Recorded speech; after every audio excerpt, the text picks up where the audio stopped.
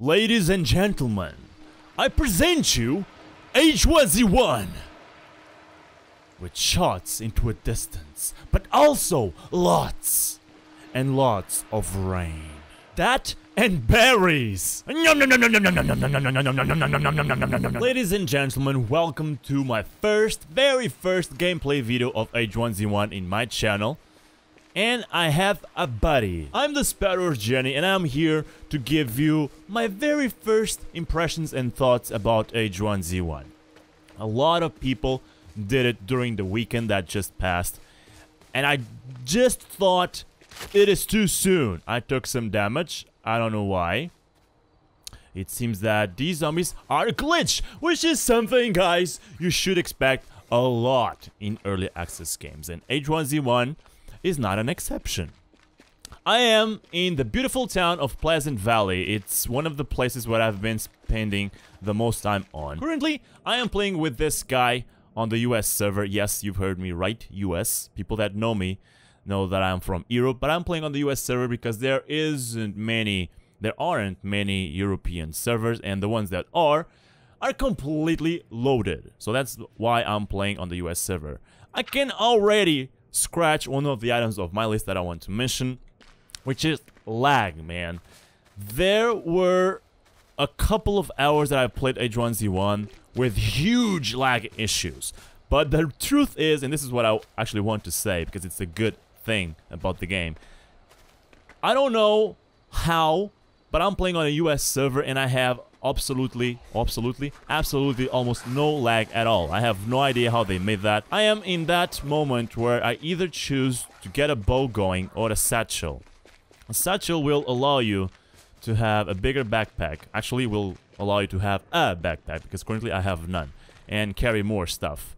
One of the big issues in this kind of games are having room for everything that you can find and scavenge. I can either go with that route and be a scavenger and whatnot, try to run from kill on sight people. Here's a branch. No, I have branches myself, don't need them. Or make the wooden bow and just kick everyone's asses that try to mess up with us. Let's go to that cemetery, why not? Because I think there are a couple of loot spawns over there. And I want to show you how beautifully actually the sunrise is. Do you listen to this music?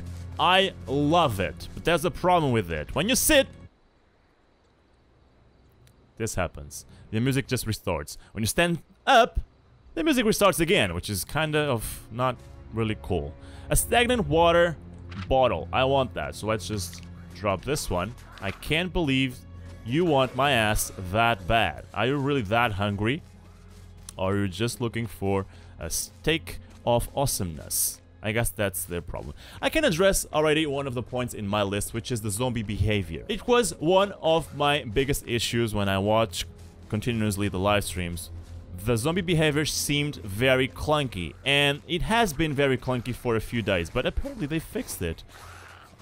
They must have fixed it yesterday, because it's still, before yesterday, it was still working wrong. So the zombies walked towards your direction, and when you stop, they would stop as well, and they would keep tracking your way, but they would, you know, not update their path to you if you would move in another direction. Apparently that was fixed, and the guy now chases you rock solid. That is amazing. Okay, let's bring this mother effer down. I'm gonna change to first person so that I can hit him right. Apparently he stopped. So yeah, so the zombie behavior was somewhat clunky. As you can see, it still is clunky. Now, I've just knocked the guy down, he still attacks me, which is kind of stupid. The landscape looks amazing, and the graphics is another point in my list that I want to address.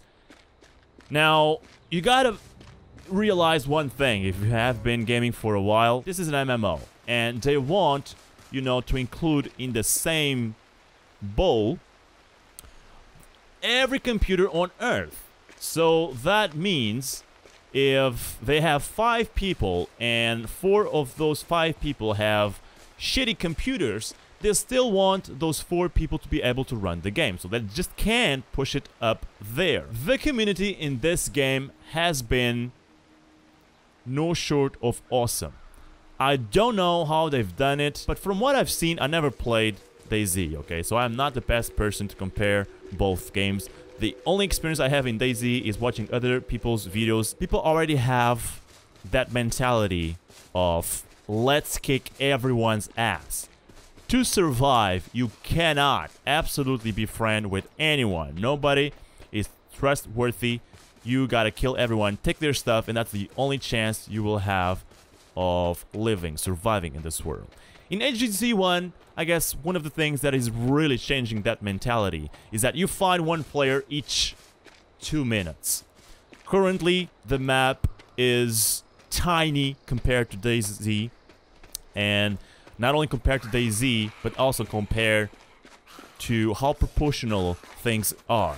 So probably H1Z1 servers are holding many more people than servers in DayZ, and DayZ has a bigger map, so obviously you will find much more people here in H1Z1, and you will come across people much more often. They completely changed the zombies now. They chase you for miles. This wasn't happening before. They would quit at the very first, turn you make when they lose you out of sight. Maybe if I break their line of sight over here, they stop. No! You can play with them around the freaking tree, but you will still die. I can hear an airdrop. Airdrop! That's... We're gonna have fun talking about that. That's another topic I wanted to talk about.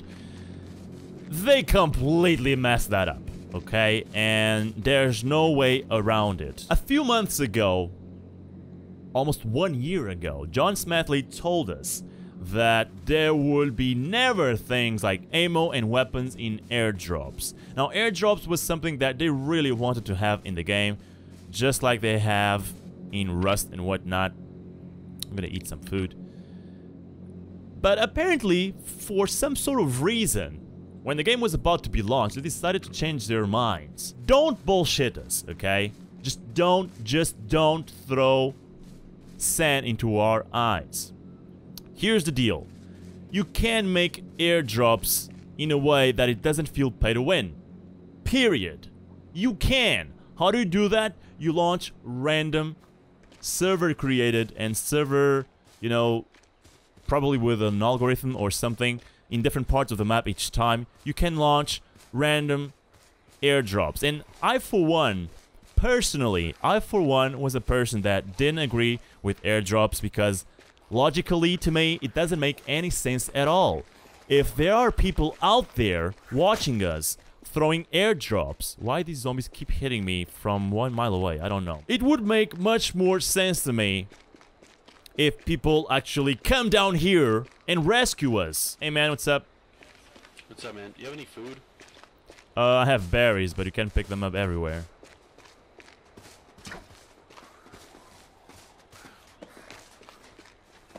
I don't want to shoot you. The zombies now seem to chase you for like, I don't know, 5 miles. It changed that.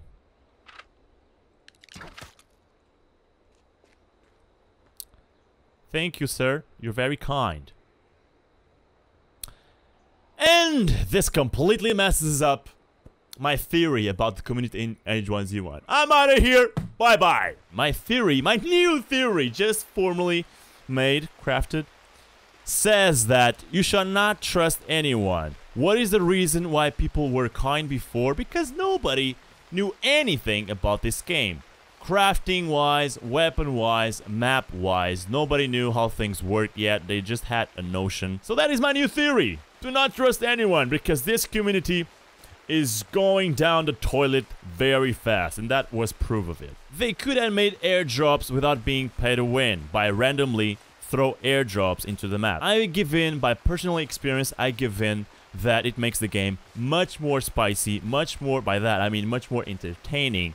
It brings up fights, it brings up interesting moments, and in a game like this, you don't want to live forever. Come on, don't play with me. With a game like this, you want to take risks. If you don't want to take risks and, die and lose everything you gotta play on a PvE server. And for me, personally, what is the fun in that? Or another solution would be creating servers with a set rule that say no paid airdrops. make servers specifically for the people that want the airdrops to be paid and launched by their own money. You know, that would probably fix something. Actually, one big difference I think it will exist with this game between other games of the same genre is that they have a huge control of what they can do with the game by changing the rules in the servers. They're saying that the airdrops will be much more harder to access once they are actually down. Dude, that is not the way to fix things. Who do you think will call paid airdrops? Who do you think will pay $5 to call an airdrops and having the risk of not taking advantage of the airdrop? Dude, that doesn't work at all. How many people are actually gonna buy an airdrop with good stuff in it? Okay, it has good stuff, but if I know that 20 people will show up near the airdrop location that I paid for and will probably just take all of that stuff, especially if I don't even have a weapon and my chances are near zero to get whatever is in the airdrop, who do you think will actually buy the freaking airdrop? That's not a good solution at all. Don't make the airdrops harder to get. Make the airdrops random and not bought with money at all. Building right now, you have two choices. You either get a group of friends to start building, or you play in a PvE server. If you're a lone wolf like me, most of the times I hang around all alone.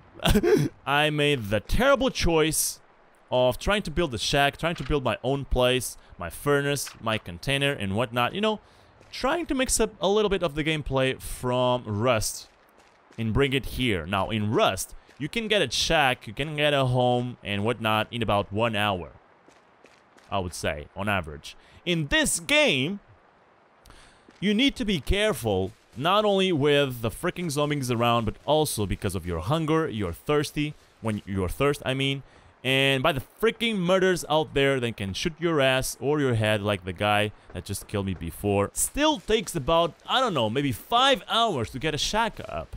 And that is if you already know how to make it. Now, a lot of people are using the Wikipedia and whatnot, you know, using internet to know the recipes. I have been trying to stay away from all of that because I think one of the fun things to do in this game is to discover how to craft.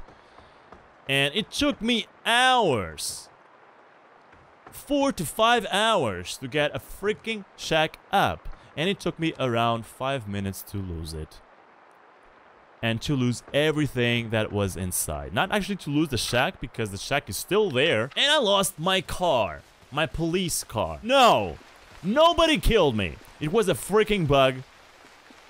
It was a freaking bug. I went against the car. Apparently, the game understood it as in, hey, you've been ran over by the car, now you should die. And that's basically how it happened. The crafting is amazing in this game. It is so much detailed. And the discovery system, I love it.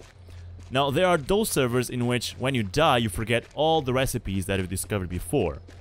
This server, and I show this one specifically because of that, you do not forget what you had in mind when you die. This is all I've discovered so far, and there should be much more.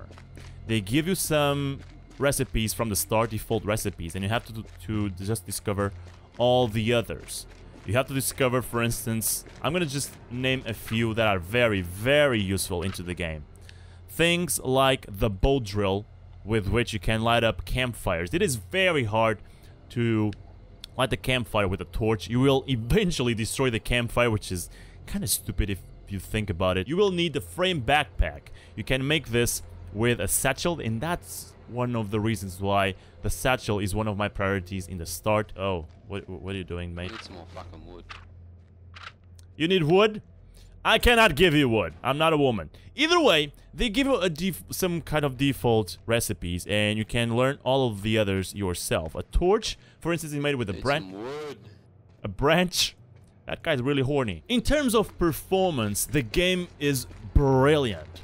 It is working right now. I'm recording, okay, and I'm still running the game at 60 FPS. Now my computer is decent. My computer is still, I would say, on the tops of most of systems, and obviously it is a reason why the game is running so well. But you know, they are using the Frost engine, which is the engine, the same one used as in PlanetSide 2, so they did a great job making the transition from PlanetSide 2 to H1Z1. Now the launch, okay, the last item into my list, and one I would really be glad to avoid talking about because it's just so bad. The launch was horrible. It was one of the worst launches I've ever had in an MMO. Not only the game got consequently and continuously delayed for hours, which is horrible. If you don't think you will make it to the release date, delay it for a couple days. Do not tell people that the game will be released on day 1, and then just keep delaying for hours, and people on, you know, the launcher keep pressing play in hopes that they can get into the game.